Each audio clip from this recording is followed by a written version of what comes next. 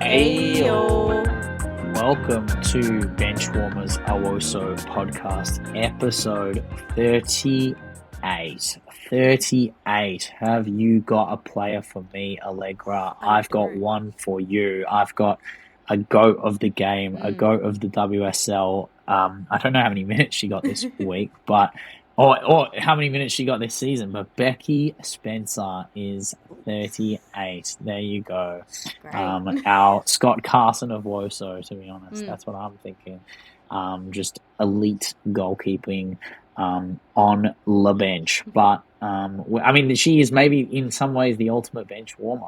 True. But, I mean, we have to talk about one of the greatest, if not the greatest week in WOSO that happens every year for the foreseeable future until it doesn't, and then we all cry. But if the Champions League didn't exist, UEFA, we don't like you, but far out, you put on a show in Norway for the masses. As you can see, my background, I mean, we had to go ham on Visca Barca, Barca versus Lyon in Norway for a packed out crowd, a sold out crowd, the biggest stadium in Norway. We will get to that topic eventually. But when the lineup came out, what were you thinking? Well, I saw an inverted triangle in midfield for Lyon, and I kind of knew how this game was going to pan out. I was really surprised that someone like Jonathan Giraldez, who knows not only the system of Barcelona, but the players and the caliber of players in that midfield. Look, he invented it. Yeah, basically bar Serrajordi, who I think to all of us was basically an unknown on the continental stage in a final, because she's never been in that position before. Other than that, choice. This was a midfield. This was a team that was, with the inclusion of CGH, which I think was shocked everybody. Wild. I mean, I spent the whole podcast talking about last week's Liga F game.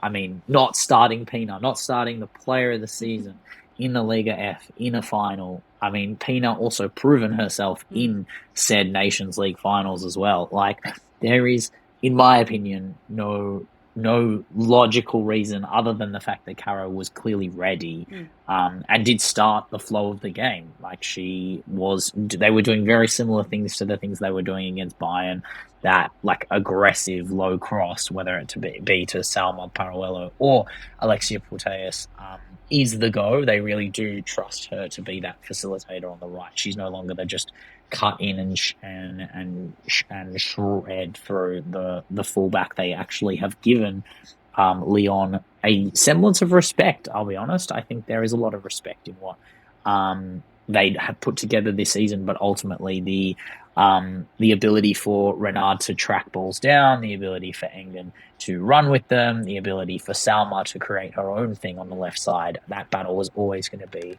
an interesting left side. But as you mentioned before, that lineup, I reckon he just got it wrong. I love Vicky Besho. I praise her all the time. I did even say it last pod that the very, very high potential of Vicky Besho starting in a final, and it wasn't De Mornay moved to the right. It wasn't bolstering that midfield with a player like Corbin, a player like I don't know, Egarola. Egarola has a lot of experience. There's no reason why she couldn't handle the situation, but Clara Serrajordi was given the honours of playing the like holding role while Alexia drifted forward, and like more like a tempo creator. And some of the things I was watching Clara Serrajordi do at 18 years old in a Champions League final was actually absurd. I think it was absurd, but it was bold and it paid off.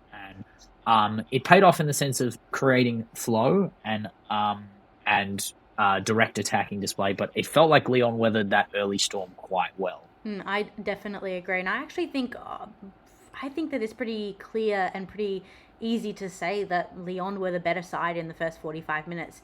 They were not only able to limit Barcelona to basically just the flanks, and it actually was only one flank. I think CGH had a fantastic first half, and I think that really it was up to Basha to cover her. And I think there were moments in time where Basha lost the physical fight, and then there were other times where I think that Lyon purposely allowed Caro to get the ball and then congest the centre, so there was no opportunity for there to be a cross met by anyone in the centre.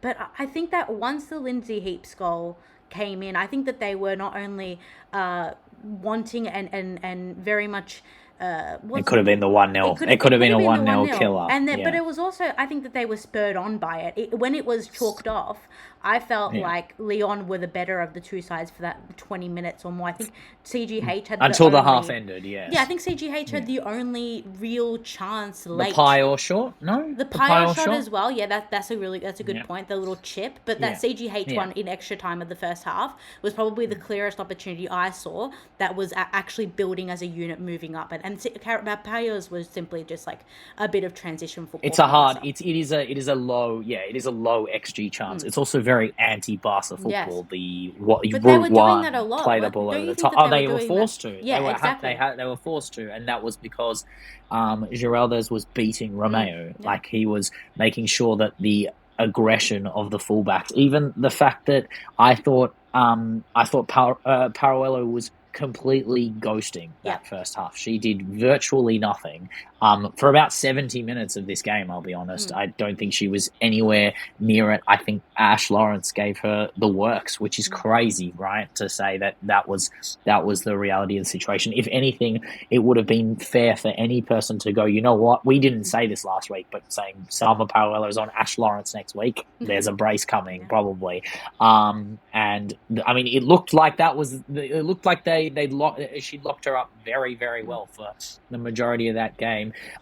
Specifically in the end of the second half, I have no idea what Romeu said to those Barcelona players that were on the park at that point, but there were still moments for Lyon before the first one it went in, right? So like obviously Johannes had some bits and bobs, especially that, what was it, the back heel, right? They went to Besho and I mean Besho, imagine if Besho scored, Jesus Christ, and we wouldn't be talking about much else, to be honest. But it was just, I don't know, it just felt like there was no way for Pio to actually mount a shot on target, let alone a clear-cut chance. And it felt like similar patterns were running and emerging of Pio not being able to deliver in the big stages, which has been a huge criticism of her in her entire career. I know she did deliver in that VFL game, but ultimately without receiving the rewards of said efforts. But it was... I don't know. It was quite. I don't know. The word I would say is underwhelming for Barcelona for a long period of this game until the first goal went in, right? Until the open scoring, no offsides, no rigmarole about this, but Pio getting on the end of a chance. It had to be Pio. It had to be Ewa Pio who delivered the goal. I believe it was the 55th minute of the game, and it was that ball from was it Guiharo for the first one, I believe. I think Patry, who actually kind of just takes control. We're looking for Alexia, we're looking for Serrajordi, who was doing little neat flicks and tricks, and obviously Aitana came on in the 72nd, but it was Patry Guiharo that basically took the reins over the fact that Lindsay was running with Puteas. Puteas was good, but it was Guiharo that was given the freedom to run with the ball. And I think that is the most underrated aspect of Patry's game. There's a reason why she's right there. Sorry. Patry to Pio for that first goal. It was a beautifully taken finish with her right foot. Didn't really matter what foot it would land on for Pio, but it was low driven, bottom left corner. Like, that's exactly what I expect. And once the first one went in, I did think there was a potential to lock up shop. But Barcelona never do that. They never, ever lock up shop after a 1-0. It's very uncharacteristic of them. And it did not take long to get the next one. No, and you know, if we look at how Lyon reacted, it was bringing on Katoto and Tabitha Chawinga, and really basically seconds after that, Esme Brutes crosses the ball. She runs. She's had a standout game already on that left side, and it's a slice across goal. Pina is in the center. She takes a little touch onto it, and it goes to Salma back post, who cuts it back to Pyle, second goal, the easiest goal that Pyle will score in a final. And it just goes to show how easy Lyon were broken down in this game. And I think it happens to be the same problems that Lyon have faced all season, especially in defense. I think we can talk a lot about Wendy Renard, and we can talk about the legacy of her and the people that she's able to bring along with her in centre back. She's not had a consistent centre back partner for a while now. And we can talk about Engen and what she did in 23-24 and coming in for Marpi in centre back. And then you see these moments, and these are clear moments from both centre backs where they're out of position, they're ball watching, they're lunging at the wrong times, and they're miscalculating how they're going to stop this goal. And unfortunately for them, this Barcelona attack is relentless. And in that relentlessness, there's also a class and a technique. And this goal is just pure football. Even if it's a little bit rough in those final moments, those little touches at the end, I felt like this was a very Barcelona goal in a way that will break down any defense, no matter if it's Wendy or Engen. I mean, yeah, that's true, but it just looked like they were second to every ball. Like, this is so uncharacteristic of Lyon as a whole, the ability to be on time and on tempo and control the defensive structure, the back four that has been dominating teams most of this game. I think even in many periods of this game, I think Pina ends up getting on the back of this chance. But what is Renard doing so far out of position? What is Engen doing ball watching at the back post while Salma collects the goods at that back post for Pyle to get that finish and basically seal the game? I think once it was 2, everyone knew it was over. And Esme will always carry the ball.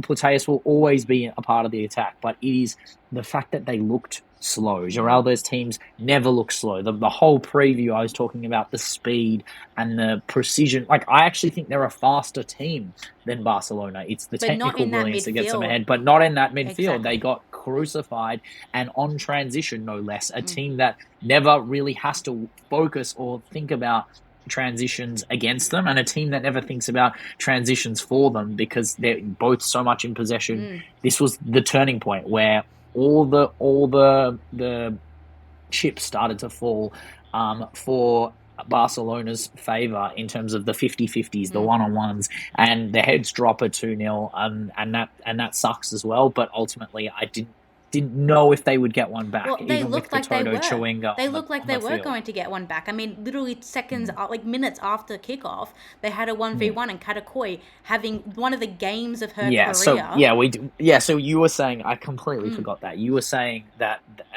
Barca didn't have any clear-cut chances. Lyon had the brunt of those chances.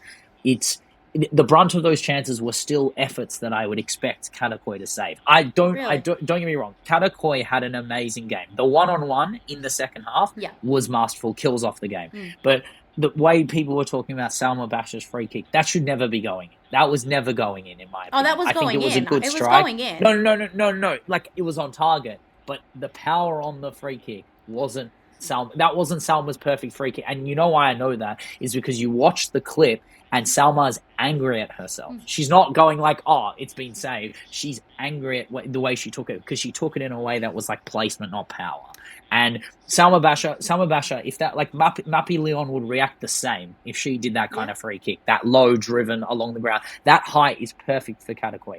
The one-on-one that she saved, that she had absolutely no right to save, that just kills off the game because they knew they weren't going to score. They knew that they would have to take they'd have to be open net, or they'd have to do an absolute worldie, and they didn't have players on, in my opinion. Once you take off Hegerberg, once you take off Johannes, I don't think De Mornay was not getting a sniff of space on the right side specifically, where we know she can do damage. I think Esme Brutes' defensive capabilities have been long been questioned in the sense of a comparison to Katie McCabe, but this was proof in the pudding that Esme Brooks can stand and run rings around the best of any sort of winger on her side and be able to take control of it from her side. But it was late on into the game. I feel like the killing blows happened. I mean, obviously Giraldez wanted to throw the kitchen sink, and that's fair, but you can't give Paralluelo the time of day. You have to lock her up for 90 minutes. I feel like that's the sad reality of this situation, where the scoreboard is quite flattering to Barcelona, as, I mean, it even was, as many people say, it was quite flattering to Bayern, but this is the average scoreline of a Barcelona game. That's the sad reality of the situation, is that they score 4 goals a game, 3 to 4 goals a game. And I didn't expect the third goal from Salma. I thought the comms were absolutely rubbish for her third goal. Very underwhelming. Not at all. Like, it's like she froze up and didn't expect it. To be fair, I didn't expect it. But the fact that she has the perfect name to scream out, Paralluelo, like that's all you had to do was hit one of those. And that would have been generational scenes. And that's all we needed. But Salma Paralluelo with a potentially, I don't know, you could easily go down and say Salma was the player of the match in that fight. Well, yes, and really, to contrast, I mean, I want to talk a little bit about Ada. You mentioned it before. I mean, Salma Paralluelo is a player that I mentioned about 6 weeks ago as being a real difference maker for this team. And I think I recognize that because I recognize the same patterns of play, the same movements, and the same incisiveness as I did in the 23 World Cup. And then that period after, about 6 months afterwards, I think she's playing in the perfect position. Again, I was a staunch number 9 Salma denier. I don't think that she's a number 9. I think she's perfect in the wing. Not. And she's perfect at both inverting and also running onto balls. And then that's how you get that 4th goal. You know, she's running onto the ball. Her first goal is Ahmadine Henry-esque 21-22. Oh no, I was gonna go with the other Henry, to be honest. Like, no, you can go with either Henry. Yeah. Jesus. You can go with the fact that the way she channels the left side centrally, and some of the strikes she hits where she doesn't have that much time or space. Obviously, not the same technical brilliance. I'm not here to say that. But Salma is only 20. She's still raw. She's still fresh. She's 21, 22 years old. Yeah, the ability to get into those spaces now, when she's clearly a uncut product, when she's fully perfect and polished and La Masia-fied, she's gonna be. She's already a top, on her day, the best we've seen of her is already a top 5 player in the world, let alone before she scored a brace in a Champions League final. This is the kind of thing, I don't know, I don't want to go down that route, but these big games, these singular, everyone says, oh, it's only a one-off game. These big singular games transform your entire career, and this is a transformational moment for players. Okay, Payal is established. We know what Payal is capable of. But this could be the beginning of Salma's consistency, the confidence that she now possesses after being a huge factor in this game. And that's why I mentioned Ada before. Ada hasn't scored in a semi-final or a final since the 21-22 final. And that is pretty underwhelming, if not completely detached from the reality that this is a top goal scorer in the world, and at one point was the best player in the world. And I think we have to top UWCL goal scorer currently. And we have to start having those conversations. And I think that those conversations have to extend to Lyon. And I think that I'm not saying that this is a hot take. I actually think that this is a take that needs to be had. Take the 8 Champions League badge off of your jersey. That is from an archaic time in football. You have only won one final in the 2020s. It is a completely different version of football. Your football and your football team is different and completely detached from the one that won those finals. I'm not blaming Kang. I'm not blaming the institution. But if you can quickly change your name from Lyon to Lyonnais, I think you can start having that check about, are we that same team? Are we the same fighting team, the same champions? How many Champions Leagues does Lyon versus the Lyonnais have? No, it's 100% that, but it's also the fact Brazil, Germany, it's 7-1. Yeah, it's also the fact that like, if we're looking at women's football as rapidly changing and rapidly moving, we have to start accepting the fact that Frankfurt are not flaunting the fact that they have the same amount of Champions Leagues as Barcelona.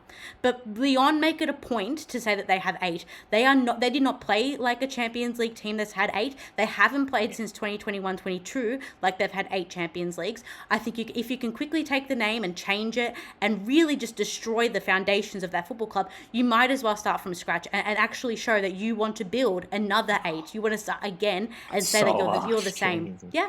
Yeah, but like I don't know if I understand that it's not like, yes, the errors of Turbine Potsdam and Frankfurt and Wolfsburg are no more, but I mean, Leggy, this is a football heritage. You have to understand that these games, like, I don't know, Real Madrid have 16. How many? Like, yes, 4 of them have been in the last 10 years, and that's good for them. But they're not taken off. They're not taken off 12 just because there was periods of time where Real Madrid didn't win it. The same way that if any team that did win it in the 60s comes back and does it again, right? Like, there is a respect element of it that comes with the historical undertones of the team. I understand there is a lack of respect for the history in what Kang has done to Lyon and the whole rebranding, remarketing.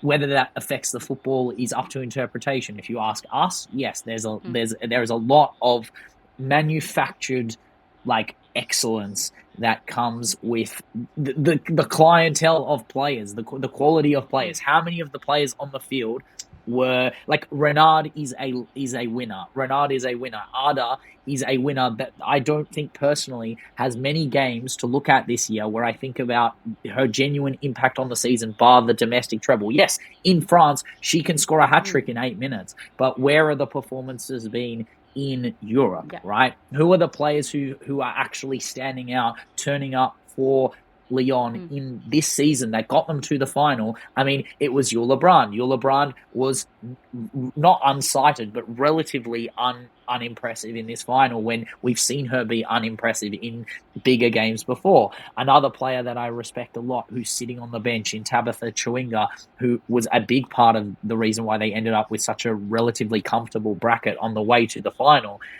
was a huge part of it. And De Mornay, who was shifted into the 10 after playing on the wing and up front and like moved around like a player that doesn't really have a position ultimately. And I understand she's brilliant enough to not.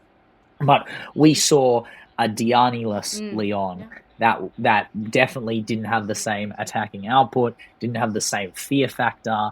The respect in midfield was vanished because I think Diani's defensive tracking back into midfield is also underappreciated as well. And I think that's something that I probably didn't even notice until this game. But I mean, the third goal that Paralelo scores is also from a Patry pseudo clearance over her head. I don't really know how she like contorts the pass like that, but it's a killing blow. It's a crushing blow in the 89th when they've worked hard to get themselves back in that position.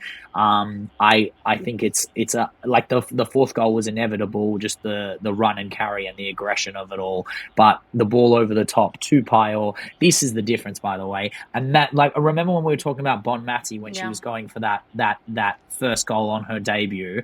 Payol could have easily been understood if she wanted to take Renard one-on-one for that hat-trick. But she threaded it across to Salma. Salma finished it. She said, game over. It was an unbelievable goal. Payol ends with 2 goals and 1 assist, same as Salma as well. But Salma has been given that goal by Payol in a way. And those two can just absolutely, unequivocally hold their heads up as the entire difference makers in this final. 2 premium match winners, one at the immaculate peak of her career and one at just the beginning, which is kind of insane. Yeah, well, I mean, she is the youngest goal brace scorer in Champions League since 2004, and that was Marta at 18. And it's a different era of football. I mean, there's not going to be another Marta. Yeah. I don't think that there's going to... I think... Just wait. Just you wait. True. I think that what we're seeing now are new versions of what football is going to be. I think that Salma is now going to be a desired archetype of player. We already see it with Sydney Sherton. I mean, they're already establishing players like that at La Masia, and I think that Lyon will be trying to bed Katoto in as the natural Hegerberg replacement. But from this game, from this season in the Champions League, I personally haven't seen it, and I think, as I said before, I think Lyon. Yeah, go on. Do we have to mention the whole elephant in the room with Ada as well? I think that is important to know that there was personal things going on regarding prior to the game. I can't even imagine what it would be like to let alone be in a Champions League final, but have to deal with stuff regarding things that are affecting your family, targeted literally not even days before the final. I mean, is there a Laporta situation going on here? No. Yeah, no. I hope not. I wouldn't put it past Barcelona, though. I mean, if it were Real Madrid, I would believe it. Yeah, 100%. No, I mean, no, but that's Perez. Perez is different. What would Perez do? We don't have that. He'd firebomb her car or something. Okay, Jesus Christ. But yes, Hegerberg. Again, the football. I mean, if they won that final and she was a part of it, which you would, I mean, if they win a final, she's usually a part of it. That is the question: is how much more do we have of Ada Hegerberg? Is this a Les Omer situation where she should have cut her losses time ago? But again, her numbers will always be relatively inevitable in that sense. It's just the impact and the natural progression of things. Kang wants the best of the best. Is Hegerberg currently the best of the best? There's an argument to definitely say no, she's not. And I think the reality in the situation is that we'll get to that point in terms of contracts, extensions, rumors, and retirements, is that Lyon are after talent and not just going around the world to find it. As we've said before, the scouting is pretty impressive to watch, but going after Barcelona players that are out of contract and making sure that there is a potential for them to bolster themselves by also cancelling out the quality of their rivals. And I think that is kind of the sadder part of it. That's just dissecting and power, like power vacuuming the WOSO talent space. But it kind of makes sense. I don't know, the Marta of it all, of Salma Paralluelo, where her whole career is ahead of her. She's just done one of the most amazing things at the back end of a game to score 2 in 3 minutes. There is a chance that Salma isn't a Barcelona player at the end of this year because of the lack of funding that they have. And if Lyon scoop up Salma, then it just puts them one step closer to being back here against a Salma-less, Lexi-less, Mappy-less Barcelona that they can potentially beat, due to the fact that, again, as I said before with the whole Darian Jenkins thing last week, is that Barca are not getting worse. They have been financially rescinded. Yeah, this is a you have lost funding, not you have lost talent. And it's kind of ridiculous when it actually that is the case, and the situation for the best team in the world, the best team in Europe, the team that we'll get to at some point, cementing a quadruple in the next iteration of this podcast. But the magic of the cup was in full fledged. I kind of wish that Lyon did get one back. I feel like they deserved one. But again, Cata Coll, I mean, we did say, I mean, I did say Salma could easily be player of the match, but you could really just spin a wheel. I would say a 4-legged wheel between Paralluelo, Pio, Patry, and Cata Coll. And I think that you have every right to say either one of them. For me, I'm a little bit biased. I think Patry kind of starts the beginning of the run, but there is no beginning of the run without Cata Coll's brilliance, the saves. I think I did, there is an argument to say that I also undersold the quality, the gravitas of those saves, especially the one against Chewinga, the one-on-one one against Chewinga where she puts her knee down. You have I mean, it was just routine. It was predictable. A lot of Lyon's play, a team that is incredibly unpredictable in a lot of aspects in terms of their late runs to the box, the little dinks and chips and stuff. There's another day Tabitha runs around Coy and finishes that. but she put it through her legs. She tried to put it through her legs. Yeah. Temwa just passes that into the net with her right foot. Doesn't use the left. But my God, I cannot believe Cata Coll kept a clean sheet in a Champions League final, considering that Lyon had how many shots? 14 shots, 4 on target, and they weren't terrible either. I think it's so fascinating. I talked a couple of weeks ago about football being cyclical. I really do think that this is basically a bit of karma for Lyon. I think that Lyon have to... It's the 4-1. Yeah, the 4-1. It's the 4-1, but more so it's what did Barcelona do after the recognition of what Lyon had done. They didn't strive to be like Lyon, but they did change. And I thought that Lyon, bringing in someone like Ullevaal, and bringing in someone like Lily Johannes as well, I really thought that they were starting to change, starting to shift, and starting to move with the momentum of European football, which is not transitional football as much as it is possession and actually starting from the back line and starting from defense. And unfortunately, in the final, like I personally predicted Johannes was not going to have a good game. I think she played better than I thought, but Ullevaal was completely ghosting this game. I was so frustrated from an Arsenal perspective because I was like, where was this? Because she cooked Joel's team. Where was she this? Cooked your team so badly. I was like, she wasted all her juice on the two-legged final. But well, I mean, that's why you got Ona Battier, you know. Sure. This is why because Emily Fox couldn't handle Ullevaal. Jesus, man. Sorry. No, but I wanted to know your thoughts on the not the lack of subs, but ultimately there are players on the bench for Barca Lyon that didn't get a sniff in this final and didn't get to be a part of this particular story.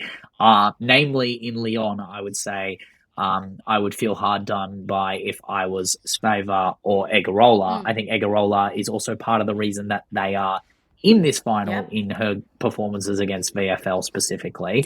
And then, I mean, if I'm a Barcelona player, I mean, obviously I can say certainly maybe, Carla Julia maybe, but Vicky Lopez is the one that's obviously you're looking at and going, you know what? I mean, she starts for Spain. She plays played a lot of games. And I get there is a pecking order. But Caro is coming off for Pina, and that makes sense. But Salma got given those last 10 minutes instead of Vicky, which is, I don't know. I just find it very interesting. Well, I said this to you when we were watching the game. I think that the move to bring Kika on is a bit of sentimentality by Romeu. I think that he recognises that she missed last year's final and she wanted to be involved. Look, I think we talked about his man management before, and we got a lot of comments by Barcelona fans, and this is basically the resounding voice, or the loudest voice, being quite anti-Romeu, and it's not usually for this reason. Well, it actually kind of is a little bit, but he usually doesn't like to change his squad that much, so I respect him for bringing Kika on. I think you're completely right about Lyon's perspective, but at that point, I felt like Giraldez lost his head and Romeu kept his head, and yes, he didn't give time to Vicky, but look, Vicky's going to have so many more finals, and I think I don't disagree. I don't think she could have impacted this game, and I think that it was more to do with who do we give the time to? Who do we give those last 10 minutes to? Lyon, even 2-0 down, looked like they were 4-0 down. And so for honestly, for Giraldez, I think that he should have stacked that midfield. I have no idea why he kept Lindsay Heaps on for that long. I think he probably should have changed it up a bit. Like, I recognize keeping someone like Wendy Renard on, but take away a centre back, put someone in midfield, stack the forward line, do something to try get a goal back. Something that eventually didn't happen, and I think it's mainly to do with the players. But I think that we have to blame Giraldez here and not recognizing the talent he has on the bench. 100%, and there's I don't know, there's a lot of question marks in terms of how they could have managed the like if you're bringing on Chawinga for Besho, I don't think you could find a person that would say Besho is better than Chawinga, right? Like that's knowing your best 11. A manager that should know that Tabitha Chawinga is a bigger threat, a bigger killer, a less fear-factored player than Vicky Besho. Vicky Besho is a moments player. She comes on and she impacts and does damage, and she's like fantastic and has been in amazing form domestically. And I agree, Chawinga is coming back from injury, but so was De Mornay. They had the same injury like cycle in terms of their return to play, but one got to start and one didn't. And Chewinga is coming on 1-0 down instead of Besho, who could have impacted the game earlier, put more tired legs on Mapi or Brutes, or if they swapped wings between her and Brun, then Battier and Paredes, so that Besho could be that impact player later on. But maybe that was Giraldez's plan, that Besho would do the work, and then that last 30 minutes, Chewinga would be able to go up against less fresh Barcelona backline. But it was not meant to be. It was it'll be a final to remember. It'll be a final that's looked back on. I think that's kind of the beauty, the magnificent, is that we get the privilege to watch this game, but we will watch it back over and over and look at things and patterns of play that come when these two teams face again. This will be the game we look at and go, the last time this happened, it can't really happen again, right? And without Lindsay that's what Hicks, they said about Lyon and Barca the first time, the 4-1. They said it couldn't happen again, and then they basically replicated. They did beat them in 22. But it was a different game. It was also a different team as well. A very different team. There's not the same backline in any way. The midfield APA was just on the rise, and immature APA versus like Losada era, Lika Martens era, like that. That was a completely different Barcelona side, but this Lyon side will forever not be the same now that Lindsay Heaps is gone. This Barcelona side won't be the same with the myriad of clientele that is disappearing. But this is why I was so sentimental about this game, is that this is kind of just like, this is the end game. This is the Avengers end game. If we're going through the 4 finals that they've had together in the last 4 goes at it, it's 2-2, but the last one was a little bit there just are these moments that you can tether to that cinematic universe of, like, I don't know, I treat Kang as a little bit Thanos-y. We were supposed to talk about it, where I was expecting fireworks with the dress and the get up. Slightly disappointing. So terrible. That white. Slightly disappointing. Washed her out. And you know what was even worse is that the CBS crew were talking about how well she was dressed and how amazing she is. And that's fine. You're allowed to talk about how amazing she is, but she has better attire in her vault. Yeah, it could have been something magnificent. I was thinking she turns like exactly like in the Hunger Games. She does the turn, but instead of the fire, it's just money. And money just like she's just holding up a Mockingjay of money. It's Money J, but I think, this 4-0 for Kang. We will get to what we can do at the end of the second podcast, where we end up talking about this game, of course. But I think that is all we have for the UEFA Women's Champions League final.